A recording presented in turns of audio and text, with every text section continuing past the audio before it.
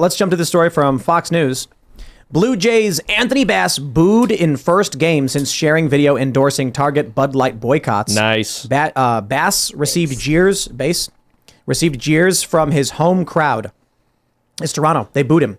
Good. He apologized. It didn't matter. That proves the point.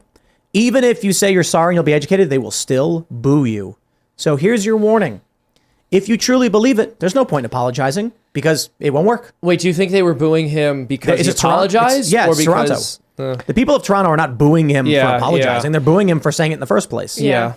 Well, because he lives in a liberal hellhole. Yeah. And that's probably why he apologized in the first place, and it did nothing. That wasn't polite. Yeah, what do Canadians It's not going to help him. like? No one, he's going to, it doesn't matter. It's done. So endorsements are going to be like, oh, no, we want to be involved. Yep. That's the thing. This is a religious cult that has no path towards redemption. There's nothing you can do to turn it around. He could have said, look, these are my beliefs. I stand by them, and gotten support from the religious community and the right. Instead, he was like, I'm so sorry. Please re-educate me, Daddy. And then they said, boo to you. Exactly. Like, you know who I want to be my allies? The people who hate me and are actively trying to destroy my life. I think they'll accept me if I say the right thing. No. It's cowardice. Yeah. And they hate him on a fundamental, philosophical level. He's a white man. And he's still going to kneel to them. And then now he's lost me too, because I would have had your back, homeboy. But now I don't give a damn what happens to you. Exactly. So. He's a white male athlete. The only way the left would ever like him is if he was competing in women's sports. Or if he became a woman. He would dominate. An example of if we had social media in 1939 and we watched people in Germany saying, yeah, I'm sorry I said that thing, that I love the Jewish people. I'm sorry. And we're all like, what in the hell are they doing? China's a better example, I think, with the Culture Revolution.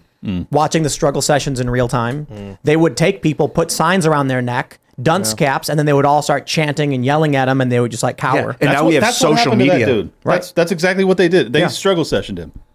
Dude, it's so creepy to watch because he didn't believe that apology. You could tell he was reading a script.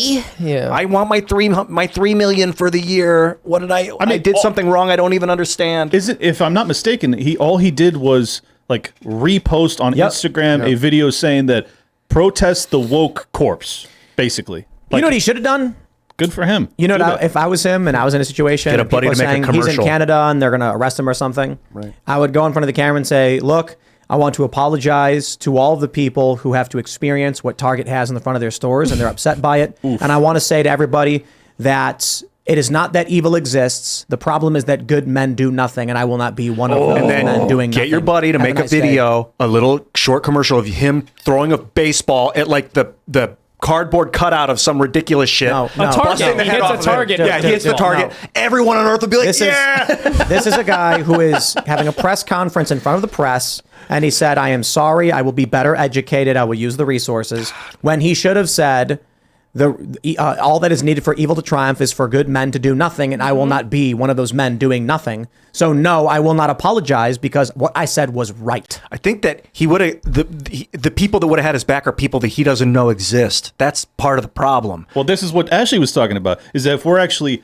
upfront and honest and loud about our opinions, then he won't feel so alone. I mean, it's really partially not the people in this room, but like probably a lot of the people that are watching this right now that bite their tongue all day, every day about everything they believe in. So the lunatics think that they're the majority. They're not. Speak. Tell the truth. And you're not alone. nuance is an important part to that, because even if he said, you know, that I've had a lot of people from these communities come out and I understand that there's certain things that they might perceive as hurtful, but I still don't think this is a good thing for children. I still don't think this is good for our culture. I think that there's also a lot of value to that, and he could have said that and been in a much better position while also validating some of the concerns.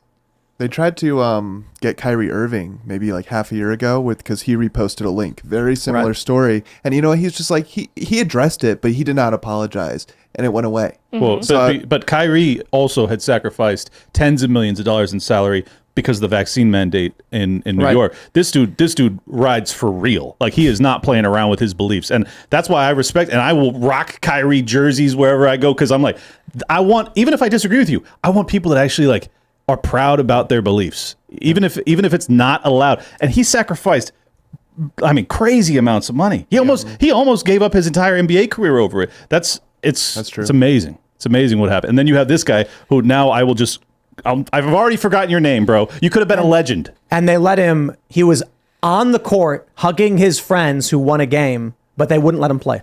I know, dude. It's ridiculous. It's clearly nonsensical. But it was beautiful because so crazy. because he held that line. He proved how nonsensical it all was, and there's power in that. Well, it's just garbage. Like the managers or the coach, they're like your parent. Like, no, you can't play with him. He has bad ideas. Right. His family's really horrible. You might get sick if you play with him. Yeah, exactly. Are you wearing a San Diego Padres hat? Yeah.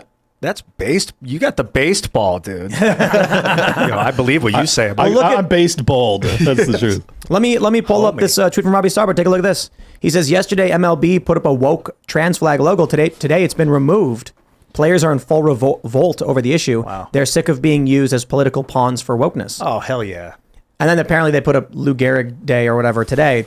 But we expect most companies to put the flag up for the month, right? Yep. They took it down already because players are getting angry. I'm telling you, they've crossed the line. People have pointed out that Target had this stuff in the front of their stores for a very long time, but only now are people getting angry. I'm like, yeah, because y'all crossed the line with the schools and the kids and all that stuff. Mm-hmm. And now you've caused a reverse reaction where people were upset with you but tolerating you.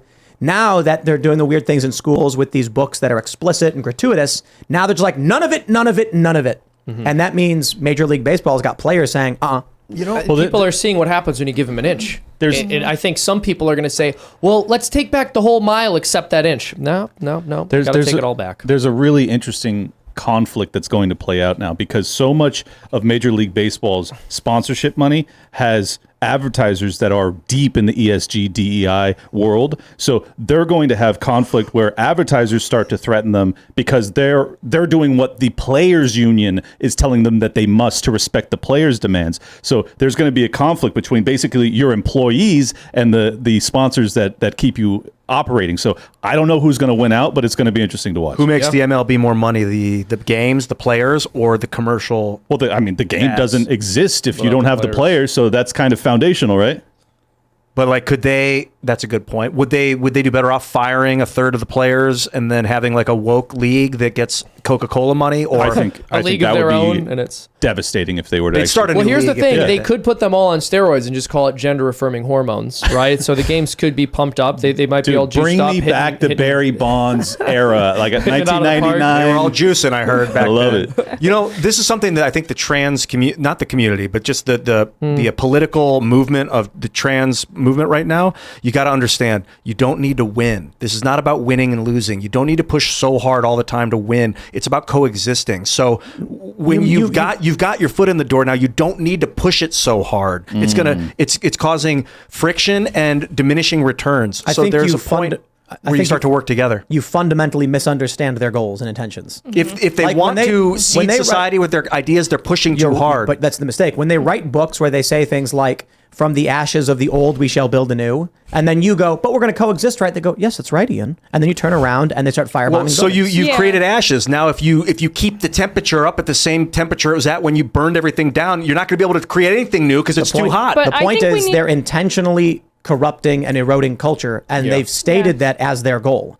Then you come along and you're like, everybody, let's work together. And they go, you got it, Ian, let's work together. But you're saying they Then want you turn to- around and they start firebombing buildings But again. they want to regrow something. And at this point, I think that the seeds have been laid. You can now regrow a stable society. No. I think- really think you don't understand these people. I think you need to read what they write, read their books, read their strategies. They literally want the U.S. government to completely collapse. They want parents to abandon their kids. They want kids to abandon their parents. They want it's not about gender ideology.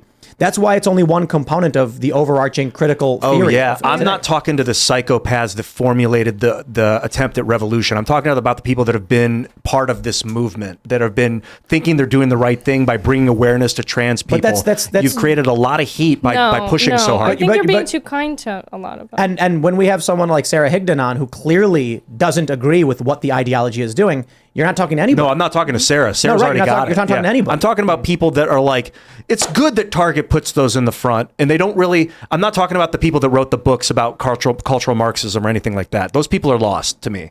It's these people that are like, why are they so angry? We just want to help trans kids. Those people, like, you don't need to win. It's not about winning. There's no winning and Wait, losing. but like, there's no such thing as a trans kid, right? Well, These are kids that but these- this is not even the point. I don't want to derail and get into that whole debate. The point is, there are default liberals who have no idea what's going on, and then there are liars who are lying about what's going on. I don't think you're talking about anybody for them. I mean, sure, there's some people probably who are paying attention and are just so daft. They genuinely believe it's a social movement to help people. But it's either pure exploiters who know they're lying and you're talking to nobody, or it's default liberals who have no idea what's going on, aren't trying to help anybody, and are virtue signaling. They walk into Target and they're like, don't know, don't care. They're not actually going out and campaigning, being like, I want to really help these people. There's maybe a few, but they're not politically relevant. It's like the people that put the trans flag in their bio. Those people. I'm talking to those people. The default liberals who aren't actually fighting, though. The people who do that are like, they call them armchair activists. They don't pay attention. They're not involved in politics. They don't listen to podcasts. They don't listen to the news. They see their friend do it. They do it. And then they walk away. Mm-hmm. That's it. And then they vote for a Democrat. When you say, hey, you don't need to win, you're causing friction, I have no idea what you're talking about, dude. Yeah, that's the people I want to wake up. Like, but then at some point we got to work together. Otherwise, we could lose the union. But so the issue there is you don't talk to them by going to them and saying, hey, you know that issue you know nothing about that you posted about? They're going to be like, I don't know what you're talking about. Well, if they're watching the show tonight, they know what we're talking about. Respectfully, they listened. Ian, they don't want union with you, brother. No. They don't want Who are union you saying? Who's they? The people that live in the blue cities that enjoy the trajectory of things. Those folks they're cultists. They want the trajectory that they're on. They don't want to go back to some sort of like peace and prosperity period. Like it just seems as if they are very committed to seeing the degradation of civilization. And if you are not on board with that, well, then you're going to have to find a different place to live. And that's what I did. I moved from California to Florida because I knew that was where it was headed and there was no option. I had to go. Thanks for watching this clip from the Timcast IRL podcast. Hang out with us live Monday through Friday at 8 p.m. and become a member over at timcast.com for uncensored, members-only shows exclusive. Thanks for hanging out, and we'll see you all next time.